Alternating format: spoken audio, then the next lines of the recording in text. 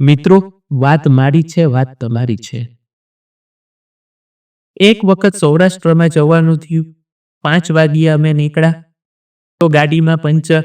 એક દુકાનવાળા પાસે ગયા. એમણે 2650 રૂપિયાનો ખર્ચ કીધો અને મારી સાથે રહેલા મારા પરિવારના સભ્યોનો મગજ છટકી ગયો કે કોઈ પણ કારણ વગર 2650 રૂપિયાની નુકસાની કેમ પોસાય.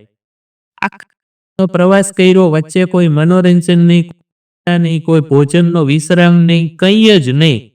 સાંજે 7 વાગ્યે ચોટીલાની હોટલ ઉપર જમવા બેઠા ત્યારે સાથે બેસીને વિચાર કર્યો ને તો ખબર પડી કે આજનો આખો મહત્વનો દિવસ ત્યાં આનંદ માટે નીકળ્યા ને એ ગુમાવી દીધો. દોસ્તો, એવું કરાય કે ન કરાય એ મારે તમને પૂછવું છે. અગર મારી પાસે 100 રૂપિયાની નોટનું બંડલ હોય, એમાંથી 100 રૂપિયાની નોટ અગર મારાથી પડી જાય તો મારે આખું બંડલ ફેંકી દેવાય? અમે એવું કર્યું. એવું કરવું છે આપણે? નહીં કરવું જોઈએ, પણ આપણાથી થઈ જાય છે. મિત્રો, આ વાત મારી છે. આ વાત ફક્ત મારી નથી, આ વાત તમારી પણ છે. હું તો એવું નથી કરતો ને, અને કરું છું તો હું શું કરું છું?